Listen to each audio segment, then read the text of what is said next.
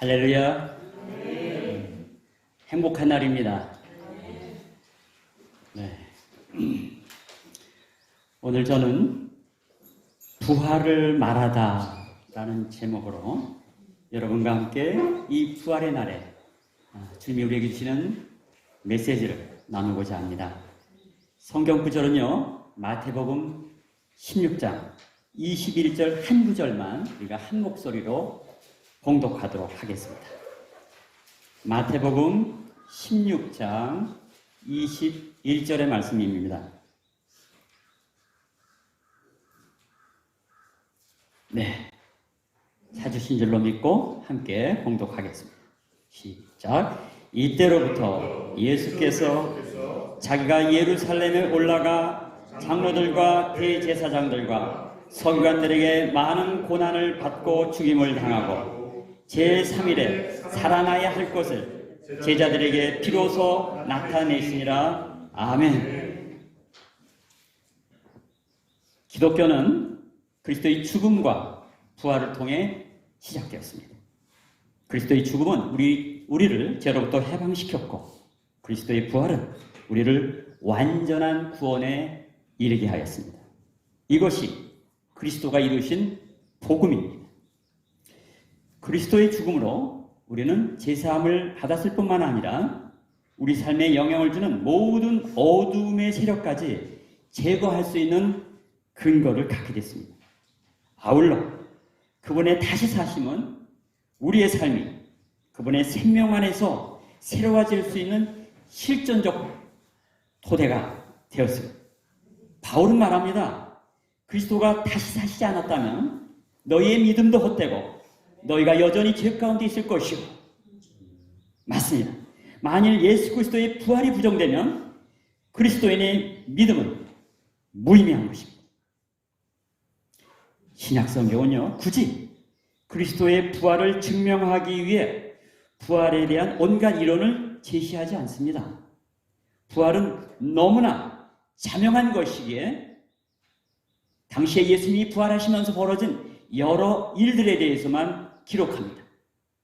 그럼에도 불구하고 그리스도인의 세력 확대를 두려워했었던 당시의 사람들이 워낙 많은 온갖 소문들을 유포했습니다. 오늘날도 그분의 부활의 사실을 부인하기 위해 불필요한 질문과 부정적인 이론들이 난무합니다. 그러나 그런 모든 어리석은 시도들은 다음에 두 가지 증거를 통해 모두 실패하게 됩니다. 첫째는 그리스도가 부활하심으로 그분의 무덤이 비워졌다는 사실입니다. 두 번째는 수많은 사람들이 부활하신 예수님을 목격했다고 하는 것입니다. 흥미로운 것은요, 예수 그리스도의 부활을 거부하고 믿지 않는 사람들이 만들어 놓은 온갖 소문들은 첫 번째 빈 무덤에 오르니 그 빈 무덤에 초점을 맞춥니다. 아니면 수많은 사람들이 부활하신 예수님을 목격했다는 이 두 번째 사안에만 집중합니다. 그러나 이 두 가지를 동시에 없앨 수 있는 이론은 없습니다. 이 두 가지는 실제로 일어난 사건이기 때문에 그렇습니다. 사람들 중에는 잠시 숨이 멈췄다가 살아나는 경우가 있죠. 사망 진단 후에 며칠 만에 생명이 돌아오는 사람들도 있습니다. 그러나 예수님처럼 죽음이 완벽하게 확인되고 무덤에 묻힌 존재가 그 무덤을 박차고 살아나신 경우는 없습니다. 십자가상에서 다 이루었다 하시며 운명하신 예수님의 죽음을 확인하기 위해서 로마 병사가 창으로 그분의 옆구리를 찔렀습니다. 그때 피와 물이 분리되어 나왔다고 목격자들은 증언합니다. 피와 물이 분리된 것은 그가 완전히 사망에 이른 것을 확인해 주는 것입니다. 그런 분이 사흘 만에 살아나신 것입니다. 간혹 도액들을 밟는 분들 중에서도 예수님의 부활에 대해서는 진감인가 하는 분들이 있을 수가 있어요. 그런 분들에게 제가 질문하고 싶은 건 이겁니다. 세상을 창조하신 하나님, 그분을 정말 믿는다면, 무에서 유를 창조하신 하나님을 진심으로 믿고 있다면 어찌 부활을 못 믿을 수가 있습니까? 흙으로 인간을 빚으시고 자신의 생기를 불어넣으셔서 생명을 창조하신 바로 그 하나님을 믿는다면 그리스도가 다시 사심, 생명의 부활을 믿지 못할 이유가 없는 것입니다. 그리스도의 부활은 역사적인 사실입니다. 그분이 다시 살아나셨다고 하는 것은 자명하고 명백한 사실.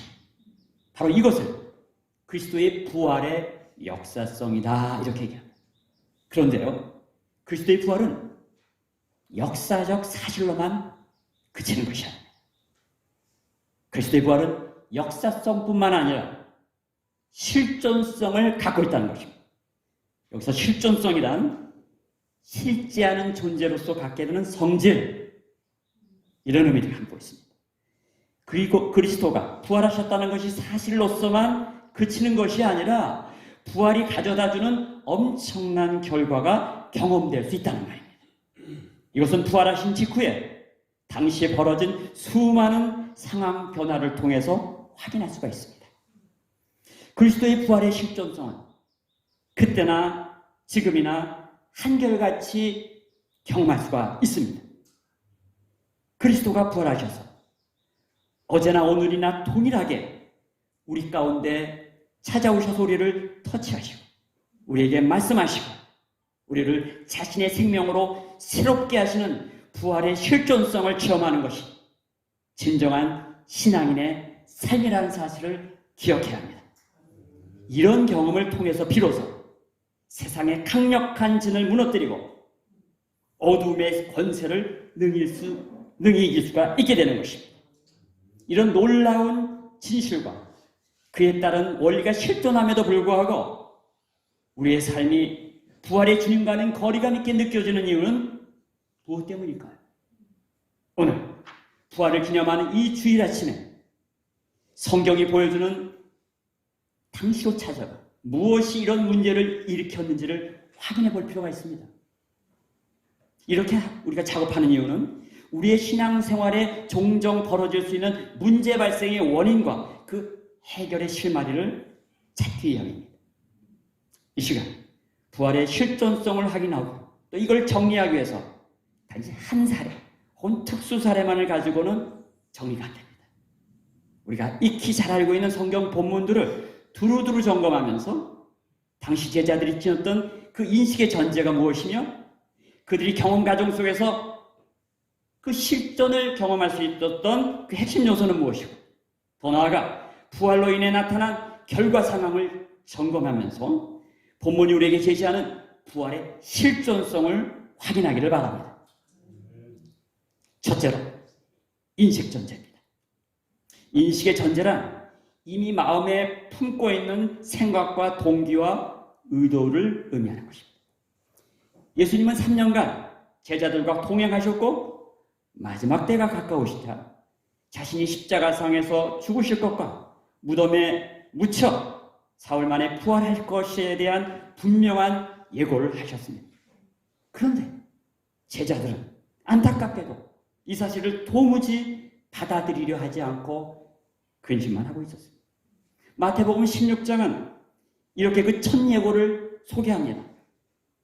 이때로부터 예수 그리스도께서 자기가 예루살렘에 올라가 장로들과 대제사장들과 서기관들에게 많은 고난을 받고 죽임을 당하고 제3일에 살아나야 할 것을 제자들에게 비로소 나타내시니라. 한 장 넘겨 17장에도요. 동일한 예고를 또 한 번 반복하십니다. 이러한 분명하고 구체적인 예고의 말씀이 있으셨음에도 불구하고 제자들이 고난주간 내내 보여줬던 그들의 처신의 모습은 우리를 정말 어리둥절하게 만드는 거죠. 왜 이런 방황과 혼란의 모습을 보이게 되었을까요? 주님의 말씀에 대한 믿음은 몇 가지 지식을 전해 듣고 기억한다고 해서 형성되는 것이 아닙니다. 우리가 흔히 다윗처럼 하나님의 마음에 합한 사람이 된다는 것은 하나님의 생각과 일치된 사람이 된다는 뜻인데요. 이게 바로 믿음입니다. 그냥 믿습니다. 말로 해서 믿는 것이 아닙니다. 하나님의 마음에 일치할 수 있는 마음, 이것이 준비되어야 함에도 불구하고 제자들은 그 당시 이 마음이 없었던 것입니다. 지금 부활의 현장에서 제자들이 보여줬던 사실 그들의 이 태도 이면에는 바로 주님의 말씀을 받아들이지 못하게 만드는 무언가가 마치 뱀처럼 또아리를 들고 있었던 것입니다. 첫째는요, 잘못된 전제를 가져오는 그 첫째는요, 세속적인 욕심입니다. 제자들은 대부분 예수님을 따라가면 분명히 한 자리를 하든지 아니면 무언가 인생의 대박칠 기회를 얻을 수 있을 것이라 기대했습니다. 여기서 제자들이 생각했던 인생의 대박이란 세상 사람들이 일반적으로 생각하는 바로 그것입니다. 별다른 것이 아닙니다. 누군가 세상 유명인사를 따라가서 그분이 크게 일을 벌여서 높아지면 가까이 붙어있는 사람 순서대로 인생 대박치는 거 아닙니까? 실제로 이 제자들도 3년간 사실 처자식 떼어두고 일거리 버려두고 가지고 있었던 거 다 내버리고 떠난 것입니다. 월급 받았다는 이야기 없습니다.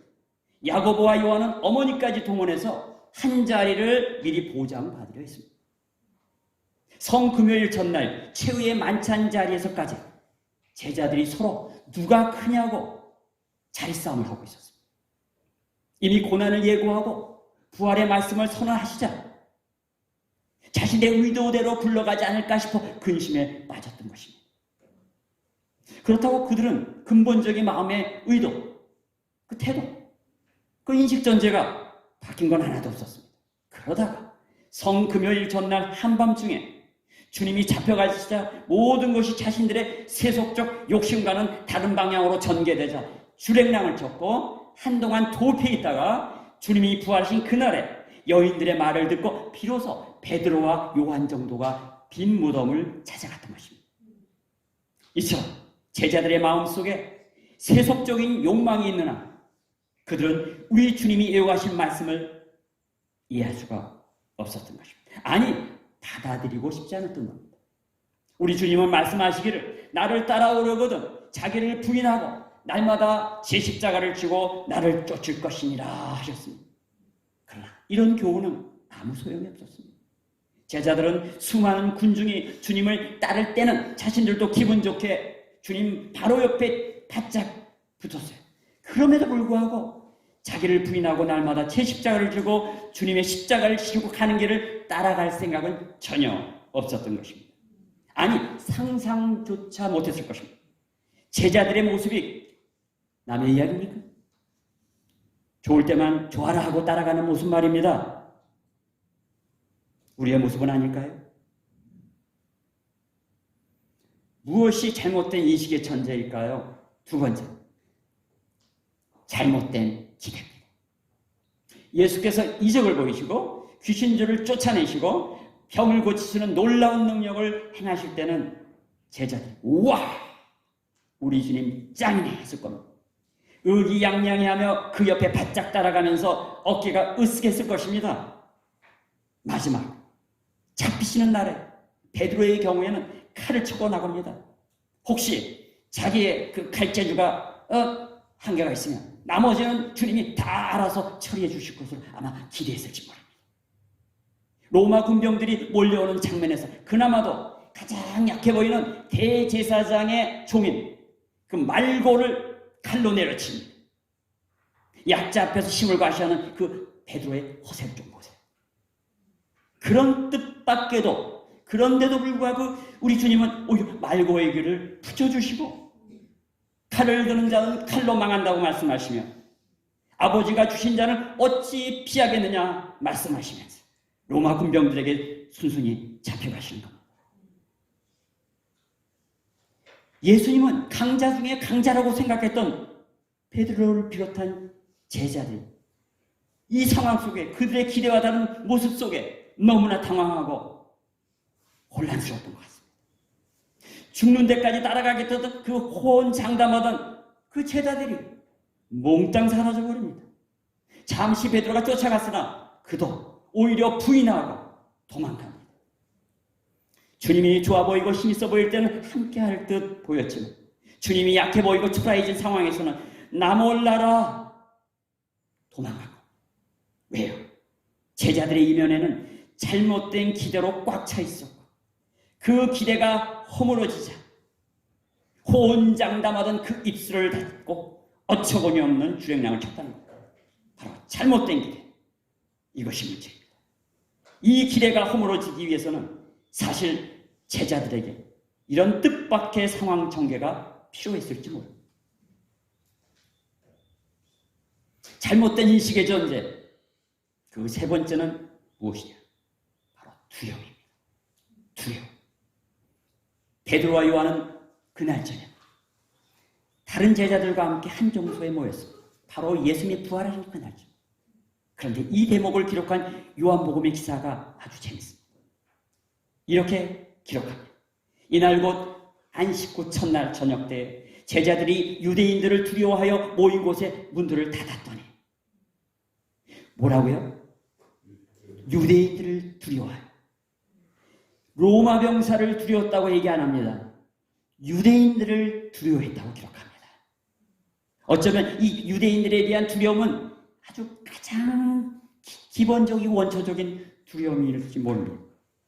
피해를 볼까봐 갖게 되는 두려움입니다. 사람들로부터 모욕을 당할까봐 갖게 되는 두려움입니다. 사람들로부터 비웃음을 살까봐 갖게 되는 두려움. 한국같이 체면이 중시되는 문화 속에서는 조금이라도 자기 체면 구길 일이 있으면 싫어할 수밖에 없어요. 그래서 신앙인답지 못한 행동을 취하는 경우가 종종 있습니다. 여기 여성분들은 잘 모르시겠지만 오래전 남자들은 군대에서 신자라 하는 것을 밝히는 것이 두려운 시절이 있었습니다. 요즘엔요 오히려 군대에서 오히려 보호해 준답니다. 학교에서 청소년들이 교회 다닌다는 것이 오히려 더 두려운 일이라는 거예요. 교회 다닌다고 하면 아이들로부터 왕따를 당하게 된다는 것입니다. 한때는요 너 아직도 담배 피우냐? 하던 말이 유행했어요. 요즘은요 너 아직도 교회 다니냐? 하는 말이 유행이랍니다. 청년들이 직장에서 교회 다닌다는 것이 혐오와 조소의 대상이 되고 있습니다. 시대착오적인 뒤처진 인간으로 취급받고 있습니다. 그래서 우리의 젊은이들은 자신이 신자임을 밝히기가 몹시도 두려운 때가 되었습니다. 마귀는 여러 다른 환경에서도 믿는 자들에게 이 두려움을 주고 그리고 신자답지 못한 삶을 살게 만드는 재주가 있습니다. 그런데 말이죠. 아무리 두려움의 환경이 우리를 둘러싸고 있을지라도 우리가 하나님의 마음에 합한 생각으로 나아간다면 놀라운 체험이 일어납니다. 그것을 가리켜 부활의 실존성이다. 그리고 그 부활의 실존성이 가져다주는 신비를 경험하게 되는 것입니다. 그렇다면 인식전제와 이어서 두 번째로 부활의 실존성이 드러나는 경험 과정이 그 핵심 요소들을 찾아보고자 합니다. 이 과정을 확인하기 위해서 우리는 부활의 날에 다시 사신 주님을 만났던 인물들을 살펴볼 필요가 있습니다. 첫 번째 인물은 막달라 마리아. 요한복음 20장 본문을 요약해드리면요. 안식 후 첫날 부활의 날에 일찍이 막달라 마리아가 무덤에 돌이 옮겨진 것을 보고 당황하여 우선 베드로와 요한에게 달려가서 사실을 말합니다. 이어서 베드로와 요한이 달려가 보니 정말 빈 무덤이 있고요. 그 빈 무덤 안에는 오직 세마포가 놓여 있고 머리를 쌌던 수건이 따로 곱게 옆에 놓여 있는 이 정도가 되었음에도 불구하고 아직 이 베드로와 요한은 주님의 말씀을 기억하지 못했던 것 같아요. 베드로와 요한이 집으로 돌아옵니다. 그런데 막달라 마리아는 그 무덤 밖에 서서 울면서 무덤 안을 들여다보니 천사들이 있어요. 그리고 천사들이 어찌 우냐 하니 주님의 시신을 어디다 옮겨놓았는지 몰라서 울고 있다고 말합니다. 그 장면에서 부활하신 주님이 뒤에서 부르십니다. 처음엔 여자여 이렇게 부르세요. 그때 마리아는 예수님인 걸 알아보지 못했어요. 두 번째 우리 주님은 마리아야 이렇게 부르십니다. 그때 비로소 알아차립니다. 너무 반가워 주님을 터치하려고 했던 모양입니다. 이 대목이 중요합니다. 이 대목이 중요합니다. 부활의 실존성이 여기 보여집니다. 슬픔과 절망과 안타까움, 그리고 이제는 시신이 없어져 상실감까지 찾아왔는데, 그래서 아무런 용기도 소망도 가질 수 없는 순간, 이 순간은 죽음이 지배하는 시간입니다. 우리에겐 이런 시간이 있을 수 있어요.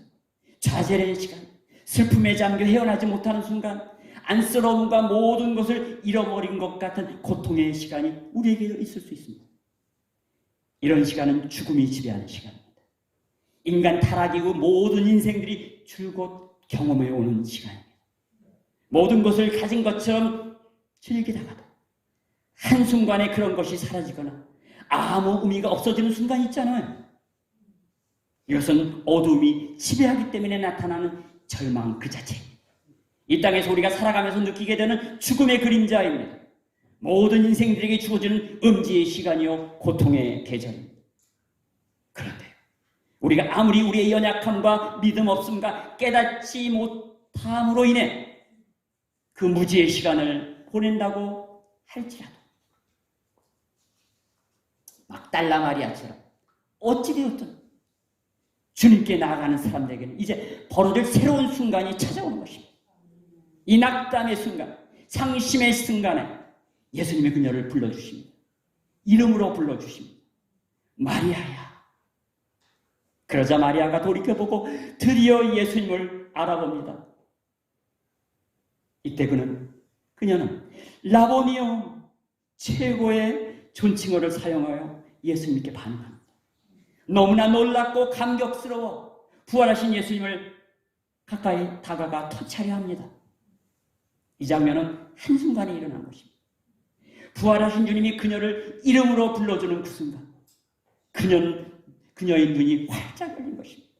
비로소 우리 주님이 정말로 부활하신 것을 경험하게 된 겁니다. 그러자 마리아는 주님의 지시에 따라 즉각적으로 순종합니다. 그는 달려갑니다. 제자들에게 그 놀라운 부활의 소식을 전하기 위해 달려갑니다. 우리 주님의 부활을 경험한 자들마다 그분의 지시에 순종하게 되는 이 실존적 경험을 보게 되는 것입니다. 이 극적인 장면을 더 곱씹어 볼 필요가 있어요. 마리아가 누굽니까? 전에 예수님이 7 귀신을 쫓아내셨던, 그리고 치유를 경험했던, 죄를 용서받고 정말 하나님의 은혜와 예수님의 그 사랑 속에 있었던 그가 아닙니까? 그런데요, 바로 그런 놀라운 사건을 경험했음에도 불구하고 그녀의 내면이 완전히 회복됐다고 할 만한 해석적 근거가 없어요. 그녀는 여전히 과거의 아픔이 그녀를 둘러싸고 있었을지 몰라요. 그런데 지금 과거의 모든 고통보다 더한 죽음보다 더한 절망스러운 순간에 키르케고르가 이 죽음에 이르는 병에서 말한 것처럼 죽음도 앗아갈 수 없는 그 절망의 순간이, 온갖 상처뿐인 과거로 얼룩져 있는 그녀에게 있어서 예수님이 죽으시고 시신마저 사라진 이 절망의 고통, 지금까지 겪어왔던 과거의 모든 아픔을 송두리째 다 싸서 이 고통의 바구니에 쑤셔놓게 만들 것 같은 이 엄청난 고통, 과거의 고통이 아무리 컸다 했죠, 이 하나만 했겠습니까? 그렇다고 이 절망이 회복되기만 하면 나머지는 다 함께 씻겨나갈 수가 있는 것입니다. 죽음도 이길 수 없는 이런 절망의 순간에 부활하신 주님이 나타나셔서 그녀의 이름을 불러주셨다. 마리아야. 이것은 문자 그대로 환희를 경험하는 순간입니다. 이것은 부활의 주님이 불러주시는 천상의 소리입니다. 좀 전에 여자여가 아니라 이제 마리아야 하는 이름으로 불러주시는 그 목소리에 마리아는 부활하신 예수님을 알아보고 부활의 약속을 실존적으로 경험하는 일생일대 최대의 감격을 누렸던 것입니다. 바로 이런 경험이 우리의 삶 속에 계속 일어나기를 주님으로 축원합니다. 마리아가 제자들 향해 달려가는 다름질은 무덤으로 나아갈 때의 발걸음이야. 무덤을 향했을 때의 걸음이야. 슬픔과 이별의 안타까움에서 울부짖으며 흐느낌의 고통의 걸음이었다면, 지금 제자들을 향해 달려가는 발걸음, 놀라움과 기쁨과 생동감이 넘치는 다름쥐였던 것입니다. 그렇습니다. 우리에게는 부활하신 주님이 나를 개인적으로 불러주시는 실존적 경험이 필요합니다. 이런 경험은 화려한 삶을 누릴 때 들려오는 것이 아닙니다. 우리가 세상 영광의 자리에 앉아있을 때 들려오는 것이 아닙니다. 남들에게 부러움의 대상이 되어 자부심으로 가득 찰 때 들려오는 것이 아닙니다. 마리아처럼 주님으로 인해 슬픔의 자리에 있을 때 들려오는 것입니다.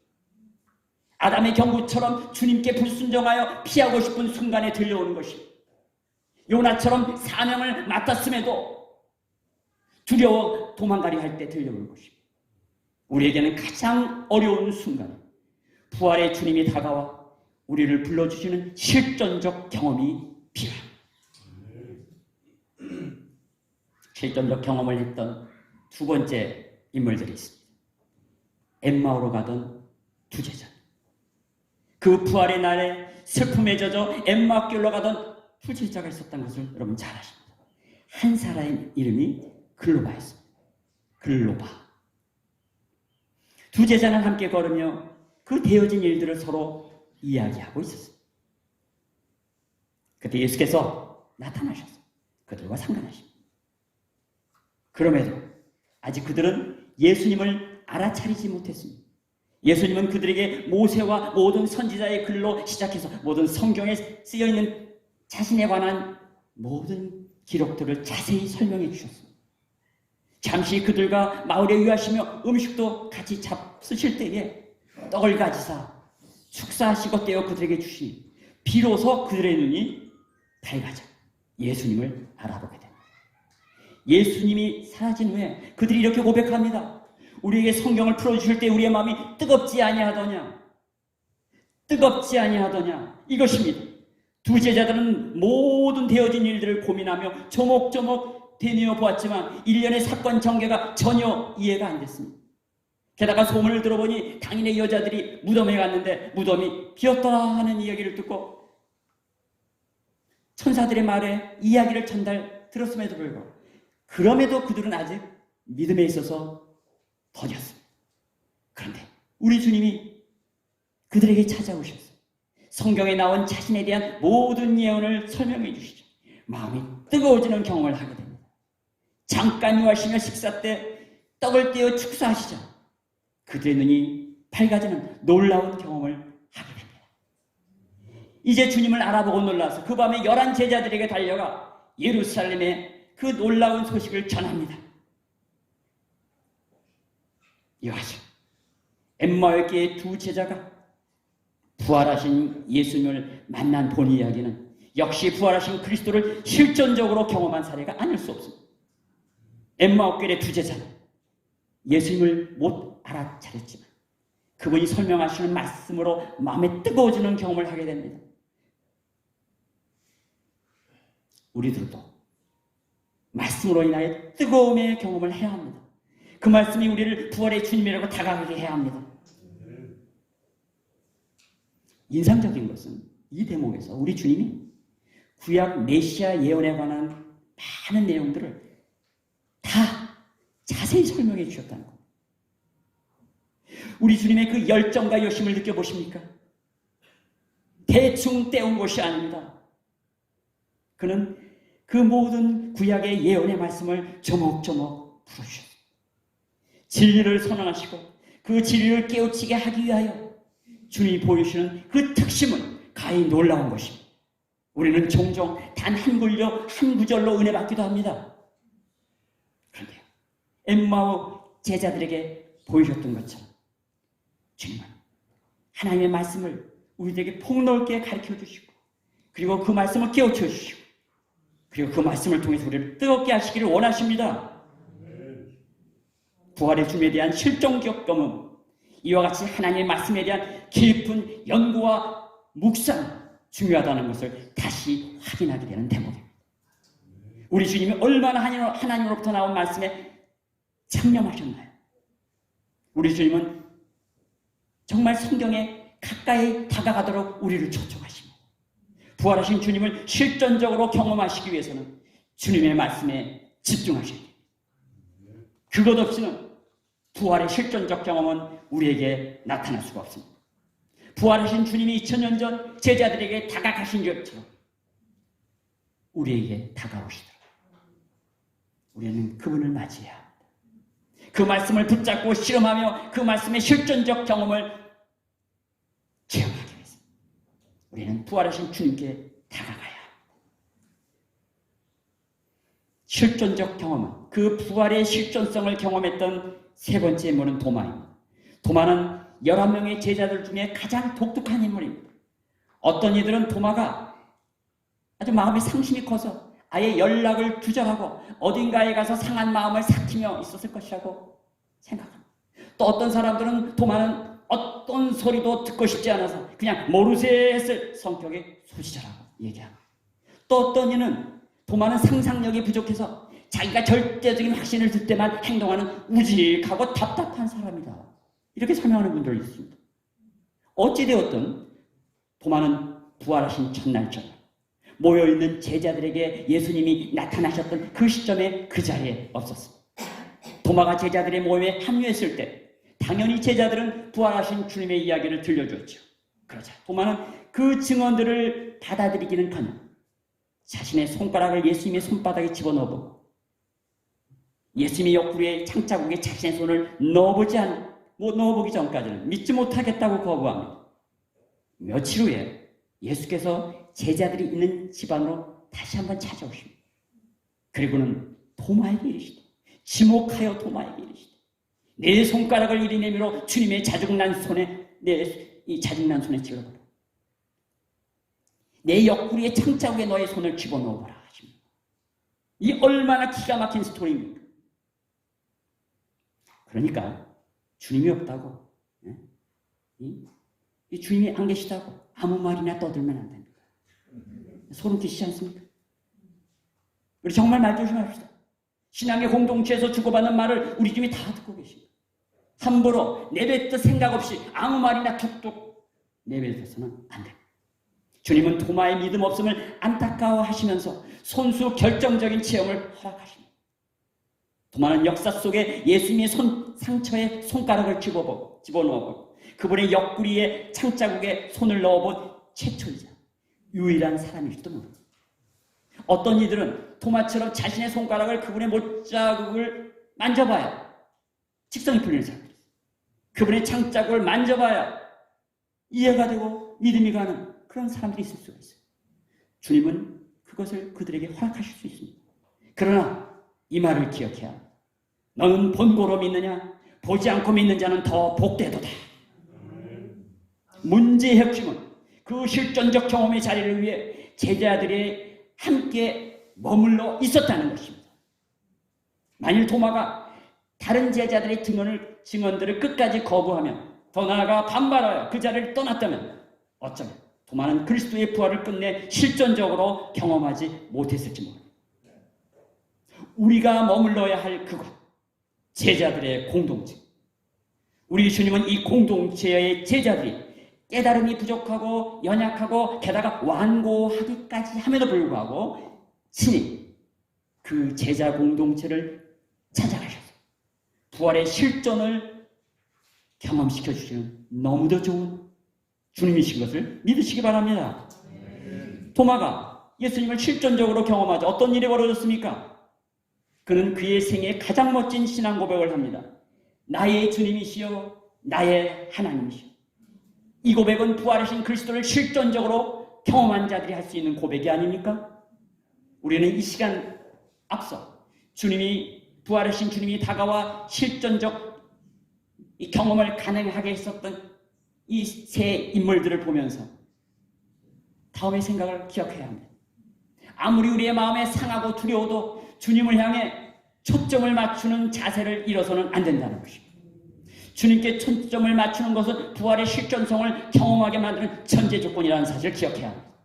아무리 우리의 마음이 예상 못한 일로 슬픔에 빠지게 되어도 주님의 말씀을 놓치지 마십시오. 하나님의 말씀은 주님의 부활을 실존적으로 경험하게 하는 도구입니다. 때로 우리의 신앙의 공동체가 실망 가운데 빠진다 할지라도 공동체의 중요성을 상실해서는 안 됩니다. 우리 주님은 바로 그곳에 찾아오셔서 분명히 그곳에서 부활의 실존성을 경험시키신 것입니다. 그렇다면 마지막 부활의 실존성을 경험한 그 결과는 어떤 모습으로 나타날까요? 앞서 제자들은 또 그 일행들은 예수 그리스도가 십자가에서 죽으심으로 그나마 있었던 믿음조차 다 떨어져 나간 듯한 행동들을 보였죠. 그분의 죽으심은 그것만 떨어져 나가게 한 것이 아닌 것이죠. 앞서 소개한 대로 제자들 속에 뱀이 또다리를 갖고 있었던 것처럼 세속적 욕망과 이기적 본능과 유치한 경쟁심까지도 다 함께 떨어져 나갔어요. 그분의 죽으심과 함께. 이런 것들은 어둠에 속한 과거 옛사람의 속성들입니다. 대부분의 상처와 절망과 슬픔은 많은 경우에 내 이기심에 대한 상처예요. 내 세속적 욕망에 대한 좌절이에요. 내 것의 상실에 대한 슬픔일 뿐입니다. 그런데 십자가와 함께 이런 모든 것들이 떨어져 나간 것입니다. 왜요? 이런 것들을 어깨에 줄 것으로 기대한 그 존재가 무덤에 묻혔었거든요. 이런 상태에 있던 제자들에게 그리스도의 부활은 새로운 인생 전환의 계기를 마련해 준 것입니다. 이게 중요합니다. 위에서 우리가 살펴본 인물들을 다시 한번 조명해 봅시다. 막달라 마리아가 어땠습니까? 그리스도의 부활의 실존을 경험하는 그 순간 지시한 대로 제자들에게 소식을 전하느라 신발이 닳도록 단숨에 그들을 향해 나갔지요.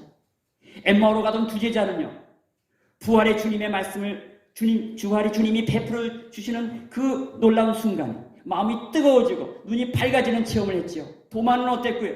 부활하신 주님의 상처에 손을 넣는 순간 자신의 완고함과 어리석음을 회개하고 예수님을 향해 나의 주 나의 하나님이라고 고백했죠. 제가 이것을 왜 반복하는지 아십니까?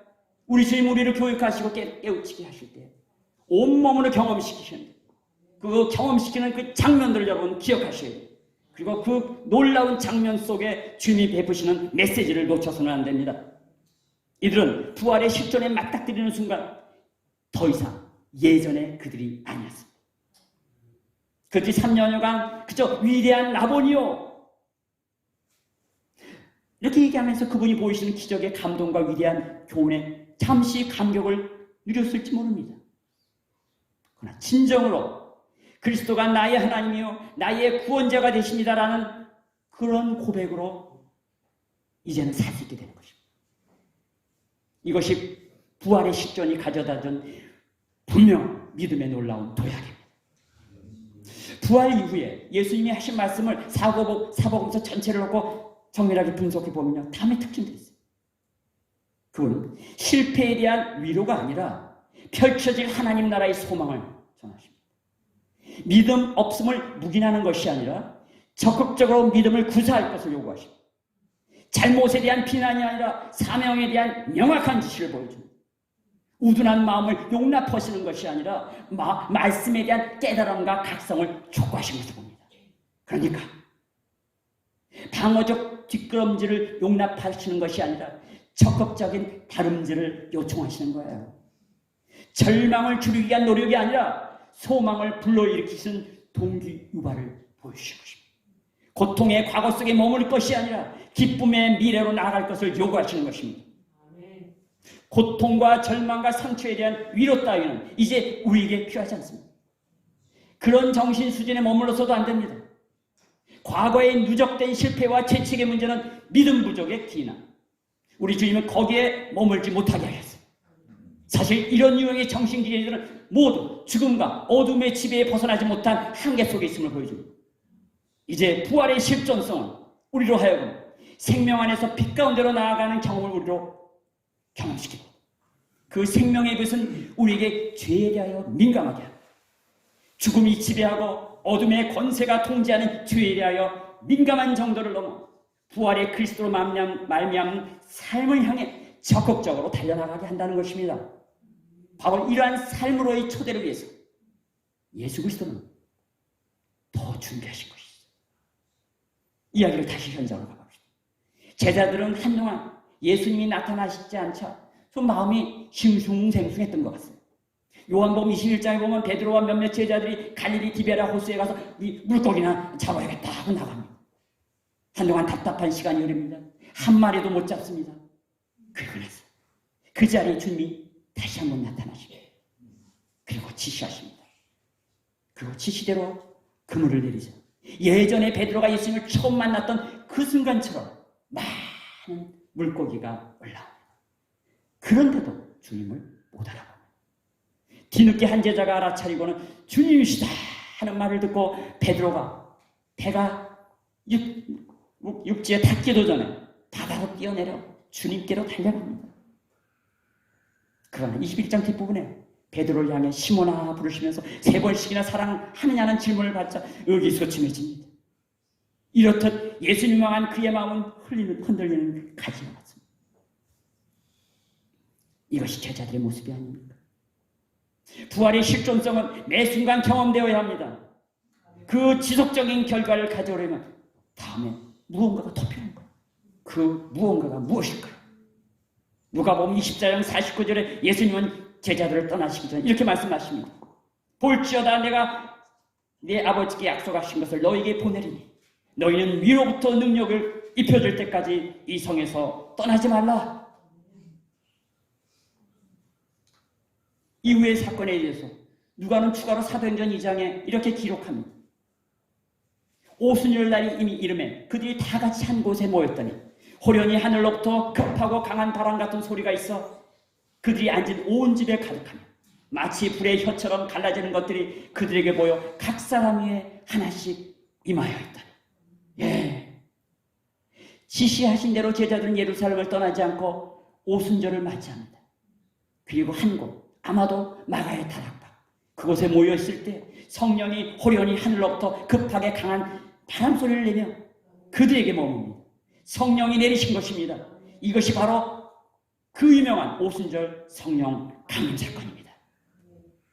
이 사건으로 믿는 자들 안에 성령이 영원히 내주하는 놀라운 일이 벌어진 것입니다. 이미 예수께서 앞서서 다 얘기하신 대로 내가 떠나는 것이 너희의 유익이라. 내가 떠나가지 아니하면 보혜사가 너에게 오지 아니할 것이요 내가 가면 그를 너에게로 보내리라. 이걸 좀 더 부연하면 그리스도가 부활하시고 승천하셔서 이제 보좌에 앉으신 후에 성령을 보내신다는 거예요. 그리고 성령을 통해서 바로 자신도 영구히 우리 안에 내주하신다는 거예요. 그리스도는 과거 2000년 전 죽으시고 부활하셨다는 역사성에만 머무는 것이 아닙니다. 지금도 성령을 통해 우리 안에 실존하시는 분로 함께 하시는 것입니다. 그렇다면 그분은 우리 믿는 자들 속에 성령님을 내주시킴으로써 무엇을 하시고 계실까요? 요한복음 16장은 이렇게 얘기합니다. 그가 와서 죄에 대하여 의에 대하여 심판에 대하여 세상을 책망하시리라. 그러나 진리의 성령이 오시면 그가 너희를 모든 진리 가운데로 인도하시리라. 그가 내 영광을 나타내니 내 것을 가지고 너에게 알리시겠습니다. 맞습니다. 우리에게 진리의 성령이 오시면 그가 우리를 모든 진리 가운데로 인도하시고 그리스도의 뜻을 알려주시고 그리스도의 영광을 나타내시는 일에 우리를 사용하시는 것입니다. 그러니까 부활하신 그리스도를 실존적으로 경험해가는 삶이라는 것은 주목하십시오.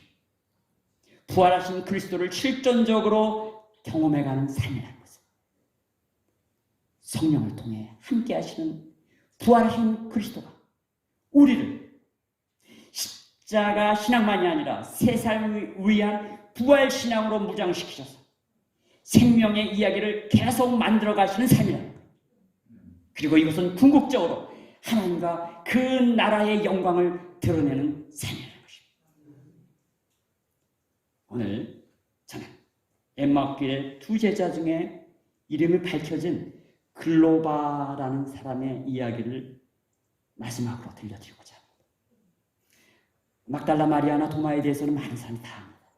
그러나 글로바에 대해서는 별로 알려진 바가 없습니다. 2세기 초, 기원후 2세기 초 초대교회 역사가들에 따르면 글로바는 예수님의 어머니 마리아의 남편인 요셉의 동생이라고. 그 예수님의 삼촌이죠. 예수님이 십자가상에 있을 때 글로바의 아내가 어머니 마리아 옆에 있었다는 기록이 성경에 나옵니다. 그런데 글로바는 예수님이 운명하시는 자리에 함께 있지 않았어요. 그는 실망스러운 모습으로 부활 첫날에 다른 동행자를 따라 엠마오길로 향하고 있었습니다. 가는 도중에 다른 제자와 많은 이야기를 나눴던 것 같아요. 예루살렘에 퍼진 소문과 정보에 대해서 그는 제법 빠삭했습니다.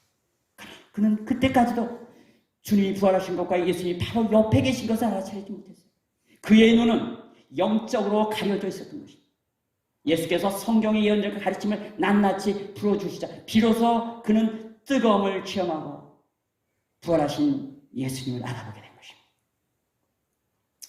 예수가 조카님이시기에 글로바는 믿음의 진보가 더뎠는지도 모릅니다. 예수의 어린 시절부터 그분을 줄곧 보아왔기에 남들처럼 제자다운 제자로 드러나고 싶어하지 않았는지도 모릅니다. 그러나 그는 예수님이 풀어주시는 말씀에 뜨거운 은혜를 체험하고 비로소 진정한 믿음의 제자가 되었습니다. 어떤 글에 보면 그는 아내와 함께 형수 마리아의 생계를 도왔다고도 하고요. 또 어떤 자료에는 그의 아들 시므온이 훗날 예루살렘의 두 번째 감독이 되었다고 합니다. 글로바는 별로 드러난 인생을 살지 못했습니다.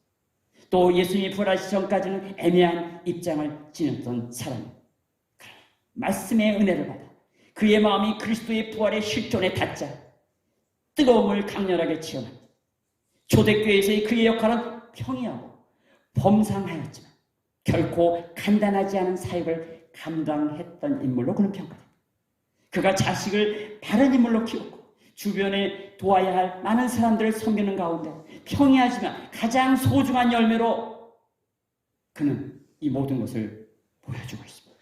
오늘날까지 한국교회는 글로바와 같이 드러나지 않은 말씀의 뜨거움을 체험한 부활신앙을 가진 자들에 의해서 지탱되어 왔습니다.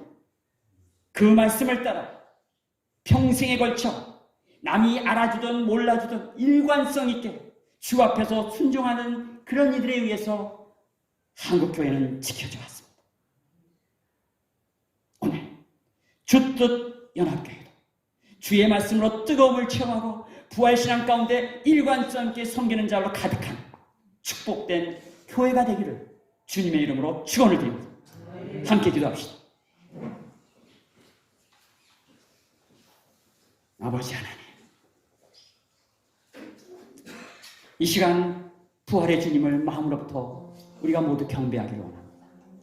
부활의 능력으로 우리를 구원하신 주님을 높이며 진심으로 말씀 따라 평생의 그 은혜의 감격을 잊지 아니하며 한결같은 모습으로 주 앞에 충성하고 순종해가는 우리 모두가 되게 주시옵소서. 계속해서 우리 통성으로 함께 기도드리겠습니다.